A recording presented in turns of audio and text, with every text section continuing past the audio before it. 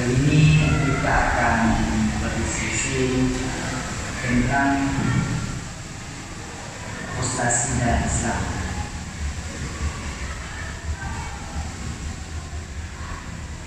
Murtad menjadi topik penting.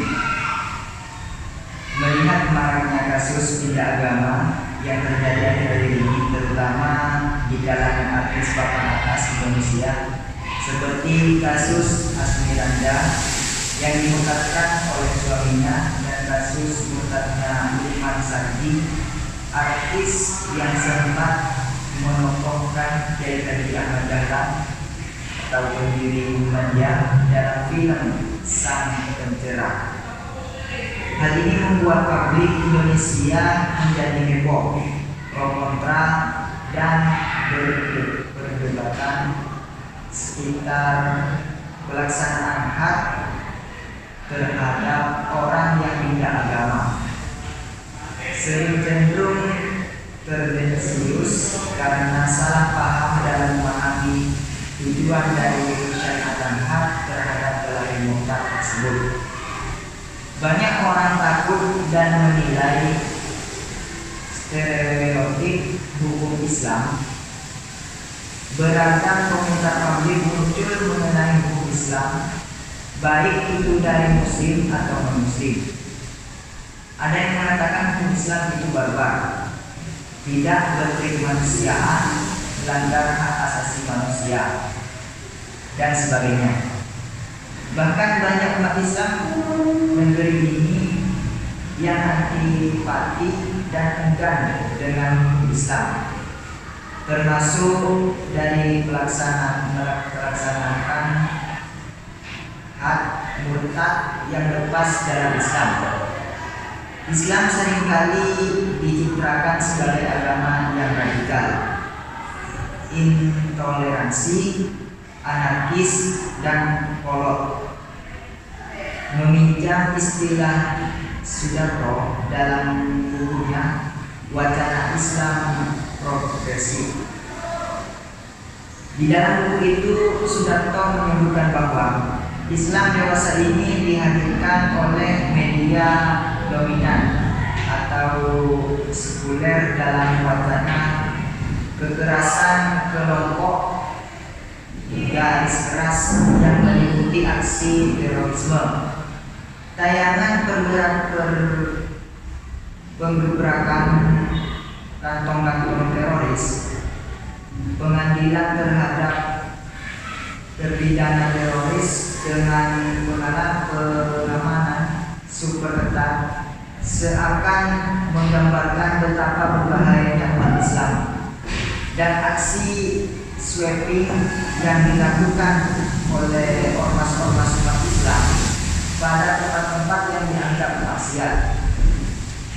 Islam dan dalam citra ini digambarkan sebagai manusia yang kerasukan setan, tidak tertib berkendaraan, juga kumal dengan pakaian warna gelap dan celana cingkrang. Tidak jarang tuduhan atau sentimental dari mereka berlandaskan hak asasi manusia, dan tidak jarang juga dalil yang digunakan dalam ayat-ayat Al-Quran yang tentunya dipahami hanya sebatas suka-suka mereka atau yang sesuai dengan kehendaknya, sebagaimana pepatah Arab mengatakan qaulul haqqi yuradu bihi batil. Ucapan yang benar yang ditunjukkan untuk kebatilan. Sesuai dengan fakta sejarah bahwa pada tahun 70-an di Mesir, hal ini juga menjadi tren di kalangan anak muda Kristen. Mungkin ada yang mau ditanyakan terkait penjelasannya tadi. Apakah murtad bisa dijadikan alasan untuk mencabut hak-hak sipil seseorang seperti warisan, pernikahan, atau organ negaraan? Oke, mungkin dari audiens lain bisa menjawab.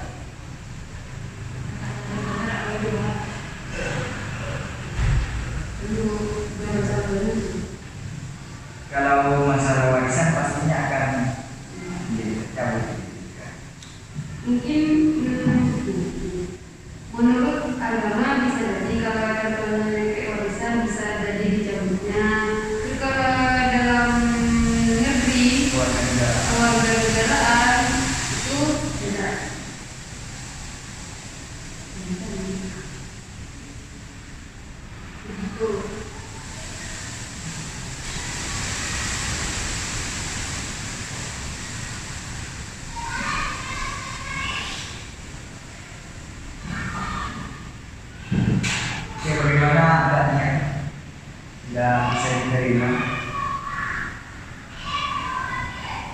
Bisa diulang. Jadi begini, untuk hak-hak orang yang murtad itu ketika dia murtad, untuk masalah warisan itu haknya akan tercabut. Tetapi dalam hak-hak warga negaraan atau mungkin itu hak Warga negara. warga negara itu tidak mungkin tercabut di sini.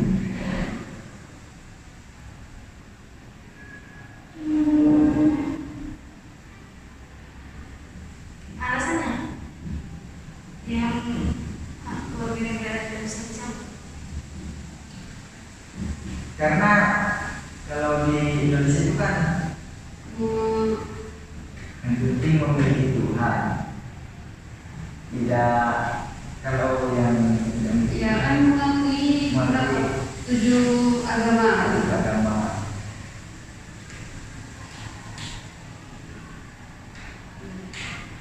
Yang bisa menyebabkan hak warga negara itu hilang ya mungkin pindah negara. Oh, Tetap warga negara terus tetap bisa ikut nyoblos gitu. kalau misalkan ada seseorang yang murtad di Indonesia, dia warga negara Indonesia, dia meskipun murtad, tetap dia jadi warga negara Indonesia, tetap. Ya tetap warga Indonesia.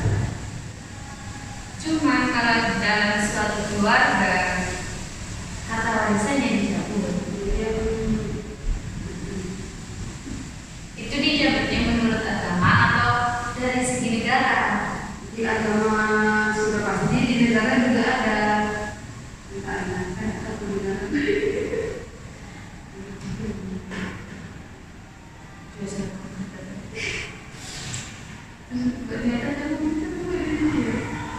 Kalau misalnya dalam warisan,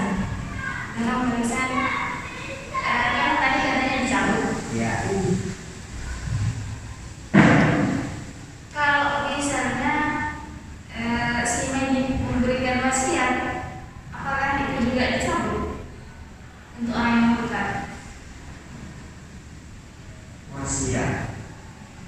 Wasiat. Menurut saya tidak memandang agama wasiat. Begini, kalau misalkan dalam suatu keluarga itu ada yang murtad salah satunya, terus si neneknya misalkan yang wasiat harta ini dikasihkan ke yang murtad itu gitu. Jadi harta warisannya tetap dicabut, tapi soal wasiat itu tadi itu dianggap hadiah gitu. Kan kalau wasiat itu kalau kan harus dia harus diberikan di situ. Jadi itu bukan dianggap harta warisan tapi hadiah dari sendirinya gitu. Gitu aja. Wasiat. Tapi kalau wasiat itu seharusnya tidak kepada ahli waris. Iya. Wasiat itu bukan hanya untuk ahli waris. Bukan hanya, tapi bukan untuk Tidak. Iya. Berarti boleh misalnya itu kan kalau wasiat itu kepada siapapun, agamanya apa, orangnya gimana, pokoknya wasiat ya ritualnya mau ngasih ke siapa.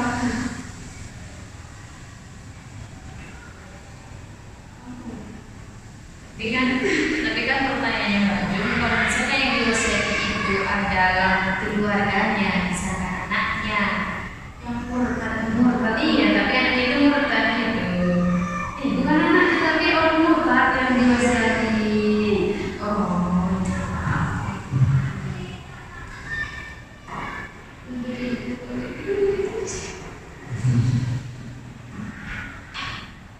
Karena boleh enggak ya? Boleh enggak?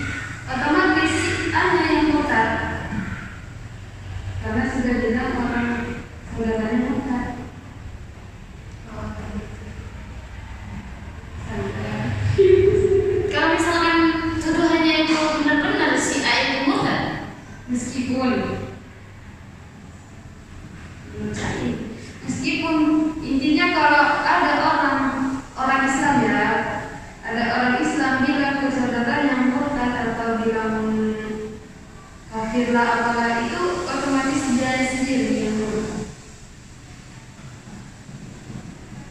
Contoh ya, misalkan dari siapa namanya? Lukman Sardi. Nah, kayak artis itu kan pasti kan terkenal ya. Misalkan nama artisnya adalah gadis, kan pasti jadi perbincangan begitu. Si gadis murtad pasti gitu kan. Berarti secara tidak langsung orang yang mengatakan itu murtad juga. Gitu maksudnya. Kata-kata murtad itu kan katanya, tapi yang dimaksud dalam bilang murtad ke bilang kafir misalnya kamu ini yang menyamakan orang kafir, Beda konteks. beda konteksnya. Misalnya bilang ke ini sih bilang kafir, kan kafir itu kan apa ya udah Iya. dari sana kafir. Jadi yang itu murtad. Bukan bilang kata-kata murtad ya, bukan bilang kata-kata murtad. Dibilang yang menyebabkan yang keluar dari Islam lah kata-kata. Kan sekarang banyak ya, bukan orang bawa sendiri kan misalkan kalau mereka gender gitu dalam kafir Itu sudah itu bisa sebenarnya kalau tapi mereka mungkin tidak paham. yang tidak mau berarti tidak benar. Murtad sebenarnya mungkin dianya nggak paham jadinya itu bisa dibuat candaan. Ada banyak hal yang menyebabkan murtad. Iya. Benar sekali. Contohnya tidak percaya kepada takdir Tuhan. Ya. Iya. Bisa juga murtad. Kalau misalkan melawan takdir Tuhan doang, Itu bukan tidak Bukan percaya. tapi memperbaiki. Kan ada kata-kata takdir itu kan dari Allah. Iya, takdir dari Allah. Yes, kita bisa merubahnya. Caranya dengan berdoa, Minta kepada Allah. meminta kepada Allah. hanya yang terlibat dari doa. Insya Allah. Insyaallah guys. Misalkan ya takdirnya nanti kan takdir yang tidak bisa dirubah. Ayat 3 ada berapa? Dua, berdua.